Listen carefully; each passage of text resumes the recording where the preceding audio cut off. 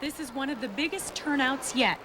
Each year, parents, students, and teachers hold a fun fair to raise money for equipment and books the school can't afford. This year, they need it more than ever. In January, a fire destroyed part of the school. No one was hurt, but it caused $1 million in damage. We're down to nothing. As a volunteer group ourselves, we started at rock bottom. Everything was destroyed. And yes, I believe the teachers' wish lists might be a little longer this year. Organizers hope all this fun will generate over $5,000. They're thinking about more than just raffles and games. They're looking ahead to September. Just around the new end. Yep. Next year's principal is one of the people here to show off plans for the new addition. Donna Robinson is looking forward to moving out of their temporary location and back into the school.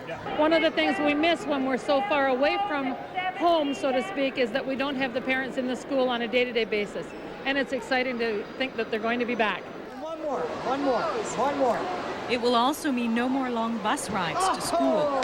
I think it's actually going to be fun because then we get more play space in that. Well, I'm new, but it looks like a nice school. Wilson Avenue Public School officially reopens for classes on September 4th. In Kitchener, Stephanie Ludlam, CKCO Action News.